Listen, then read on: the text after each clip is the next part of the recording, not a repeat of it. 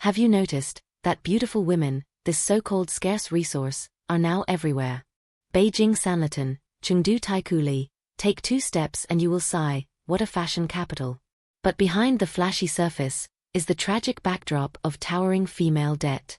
Because nowadays, beauty has long had no one willing to pay for it. Why do I say that?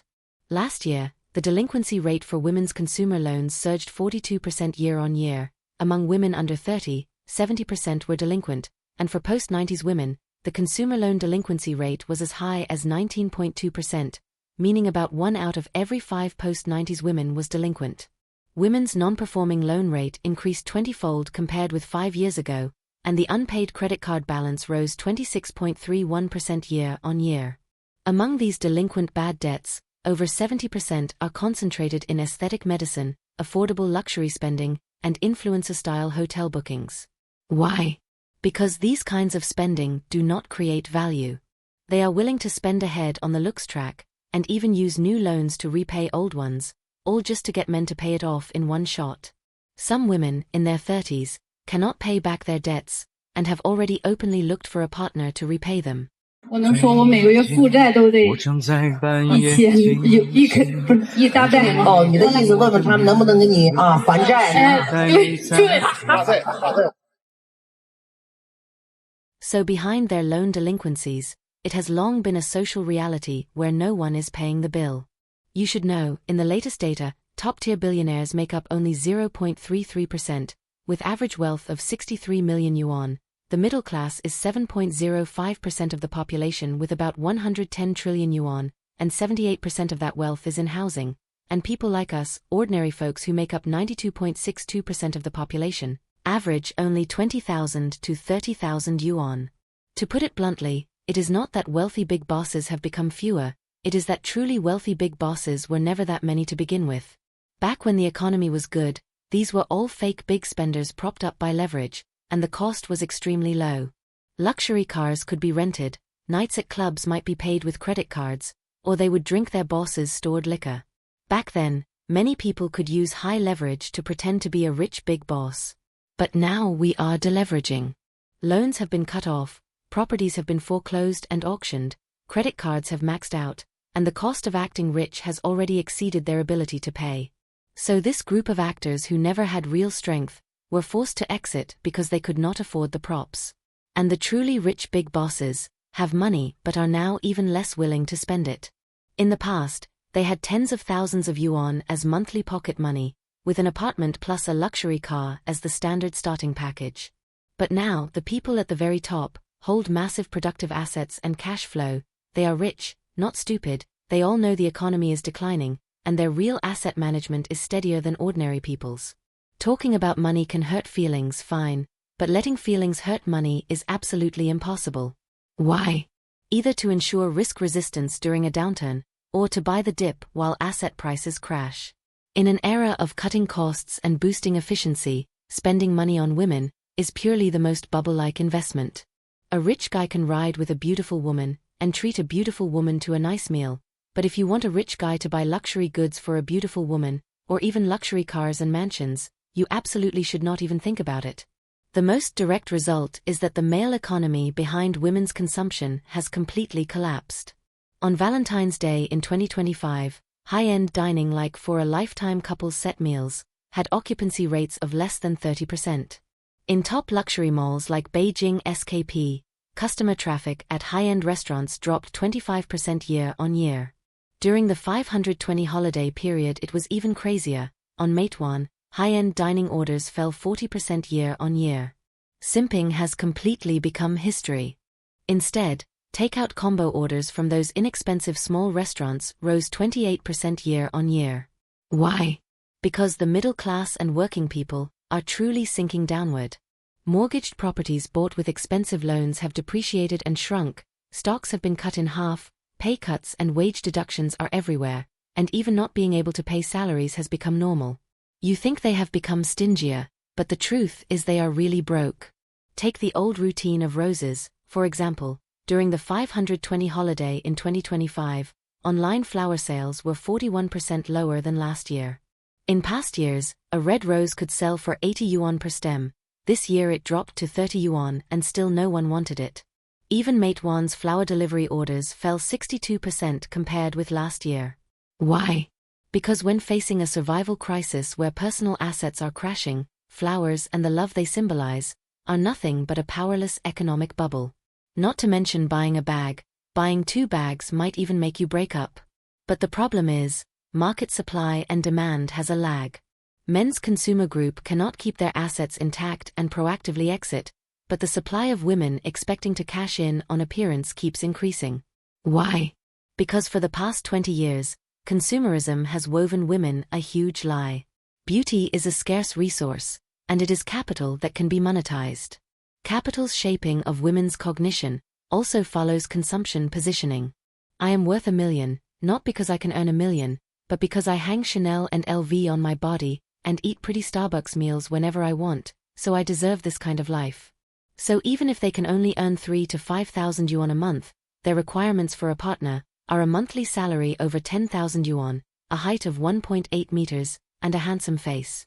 After all, once you have ridden in a Ferrari, you hang your self-perception onto Ferrari-level standards.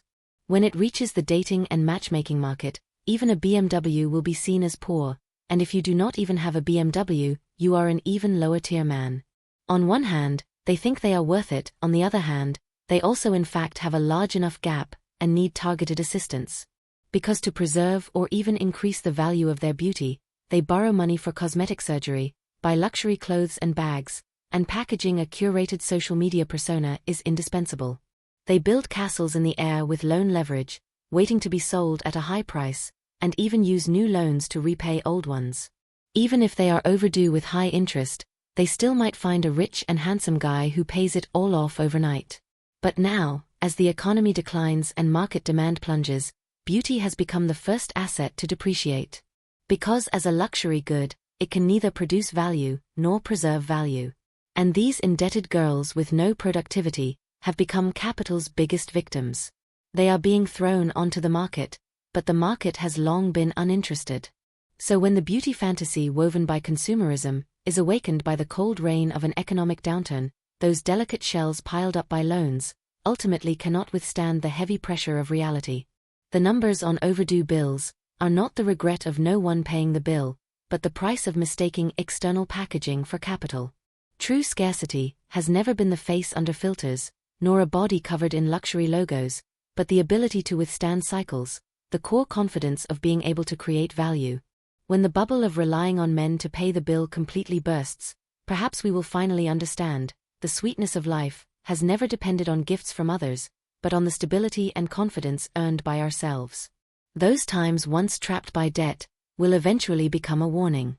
Rather than overdrawing the future on the looks track, it is better to take root and grow in the soil of ability. This is the life investment that never depreciates. As Chinese men collectively withdraw from the matchmaking market, the most direct result is that today's gold diggers are going through a credit meltdown.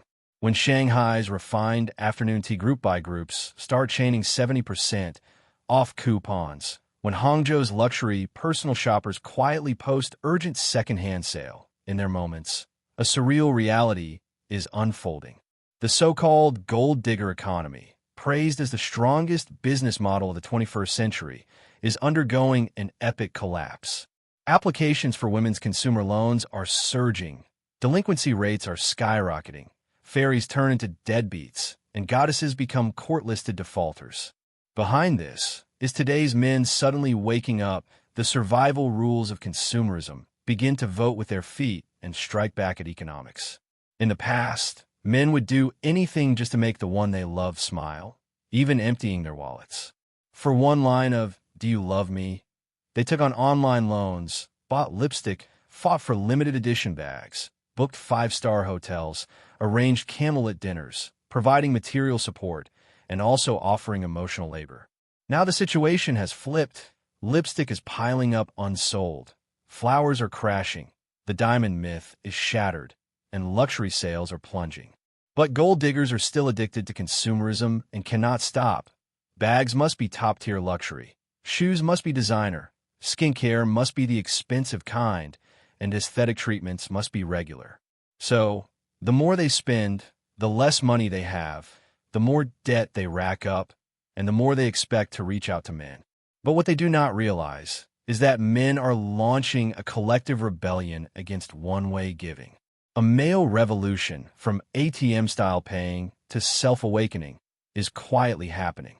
Gold diggers' tactics have also escalated and upgraded. They use beauty filters to craft a perfect image, use flirty words to weave romantic fantasies, use comparison games to provoke men's vanity, and attend socialite courses, using technical methods to hook men. These private coaching courses, precisely targeting men and getting men to spend money on them, have already formed an industry chain with rich content and diverse formats, covering moments writing, copywriting, persona building, dating skills, PUA strategies to guide men's spending, and so on. Under the baptism of this mindset, some ordinary women who are easily influenced by it are also becoming arrogant and acting superior. They believe that in a relationship, having men pay and spending big is only natural. During holidays and festivals, if a man does not give an expensive gift, he is stingy and cheap. If the bride price is only 100,000 yuan, that means the other family does not respect them. Love cannot be without material things. But if love is nothing but material things, what you will get is definitely one-sided payment and a total awakening on one side. When urban white-collar workers realize treating a woman to a high-end Japanese omakase costs half a month of personal training fees at the gym. When programmers calculate the money an influencer girlfriend spends clearing her shopping cart could buy 4,090 graphics cards. When overseas returned elites realize the cost of dating far exceeds the return rate of MBA tuition. As more and more men realize excessive material giving may not bring emotional returns, and may instead make them a sucker, men are officially saying goodbye to simp spending and racing towards self-pleasing spending. Men who dare to spend, want to spend, and can spend now account for nearly 69% among users with spending power above 1,000 yuan. Not only are they willing to splurge on categories like cars, tech, and off-roading, they also drive the market size of categories like gaming and esports to expand. But capital still refuses to give up. It keeps hinting to women that as long as you keep packaging yourself, you will definitely meet the right person. So, these women keep spending money on branded skincare, buying expensive beauty memberships, and spending tens of thousands of yuan on a single bag to reward themselves, package themselves, and love themselves. It is just that credit card debt keeps growing. It is just that what they wait for is not some rich man, but bills they cannot pay back. Behind this grand gold digger battle royale, isn't it a collective evolution of civilization? That's it for today's video. If you have other thoughts, welcome to share them with everyone in the comments. If you like this kind of content, remember to like and subscribe to support. See you next time.